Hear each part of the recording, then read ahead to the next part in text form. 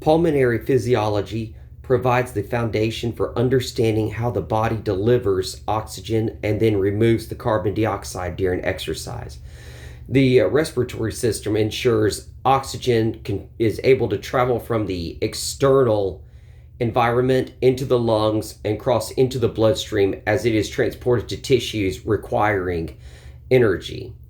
Without this process, exercise performance and overall health would be impossible, as the body would be unable to maintain homeostasis.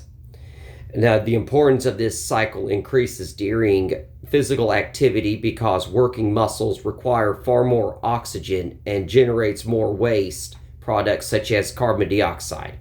Understanding the pathway of air and its role in maintaining performance highlights why pulmonary physiology is critical to both exercise science and athletic training.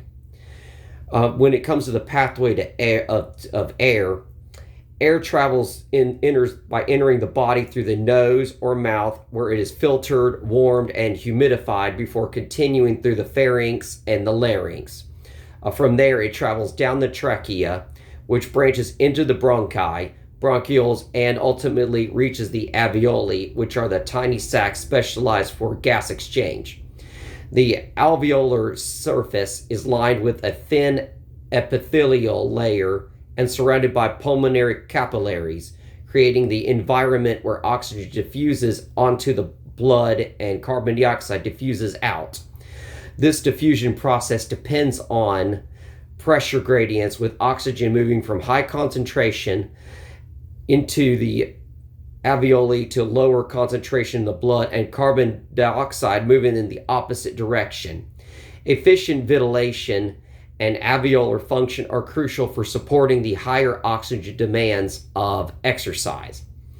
Once the oxygen crosses the alveolar capillary membrane, it binds to hemoglobin molecules in red blood cells. The hemoglobin's affinity for oxygen is influenced by multiple factors, including pH, temperature, and partial pressure of carbon dioxide, which are described by the oxyhemoglobin dissociation curve. During exercise, an increase in temperature and acidity causes hemoglobin to release oxygen more readily, a phenomenon known as the Bohr effect. The adaptation ensures that working muscles receive oxygen when they need it the most, even under intense physical strain. The ability to transfer oxygen efficiently into the blood and adjust different delivery based on demand is central to sustaining exercise capacity. At the same time, with carbon dioxide removal, oxygen delivery is enhanced. The body must efficiently eliminate carbon dioxide, which is produced during aerobic metabolism. Carbon dioxide is transported in three primary ways, which include dissolved in plasma, bound to hemoglobin as carbaminohemoglobin, and most importantly as bicarbonate. The conversion of carbon dioxide into the biocarbonate is catalyzed by carbonic anhydrase in red blood cells, helping to buffer blood pH during exercise. The process maintains acid-base balance, preventing excessive acid-base balance or acidosis, which could impair muscle contractions and performance. Effective removal of carbon dioxide is therefore as critical as oxygen intake for supporting endurance and high-intensity exercise. Now, when it continue in the continuous cycle of breathing, the process of inhalation and exhalation is regulated by the respiratory control centers in the medulla and the pons, responding to chemical signals in the blood. The rising levels of carbon dioxide and hydrogen ions stimulate ventilation, increasing both respiratory rate and tidal volume during exercise. This feedback loop ensures that oxygen uptake and carbon dioxide elimination remain matched to metabolic needs. The diaphragm and intercostal muscles work rhythmically to expand and contract the thoracic cavity, driving airflow in and out of the lungs. This continuous cycle enables the body to adapt dynamically to exercise intensity, preserving homeostasis across a wide range of workloads. Pulmonary exercise physiology illustrates how the lungs, blood, and muscles coordinate to maintain gas exchange and to support the performance. The cycle of air through the respiratory system ensures that oxygen can reach tissues while carbon dioxide is removed. This balances the body's internal environment, which are such as the factors as alveolar surface area, hemoglobin affinity, and ventilatory control of all influences on how effectively the process functions, particularly during exercise. Now, continued research in pulmonary physiology explores topics such as respiratory muscle training, the effects of high altitude exposure, and clinical applications for individuals with lung disease. Now, the investigations expand understanding of how the respiratory system can be optimized to enhance both the athletic performance and the long-time health.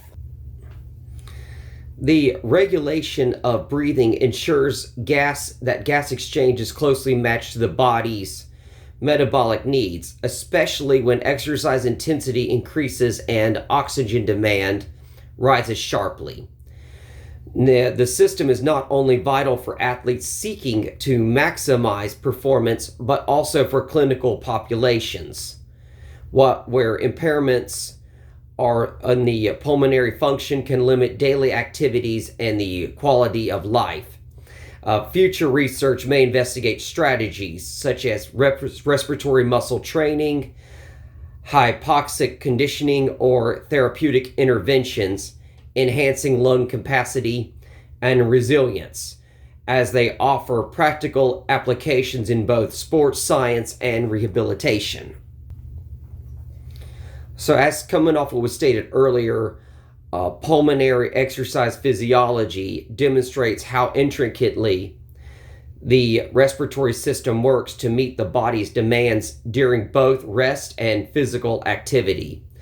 The journey of air from the external environment to the alveoli are followed by the diffusion of oxygen into the blood and the removal of carbon dioxide, as it highlights the efficiency of the lungs in sustaining life and performance.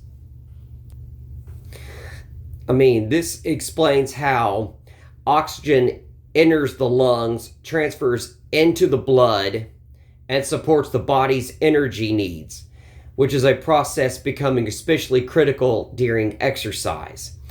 Again, air travels through the respiratory tract to the alveoli as the oxygen diffuses into the blood and carbon dioxide exits, with the hemoglobin carrying oxygen to the muscles, while the Bohr effect enhances the release during the high demand. At the same time, carbon dioxide is transported into the plasma, bound to the hemoglobin, and converted to bicarbonate, helping to regulate the pH and maintain the performance under the stress of physical activity.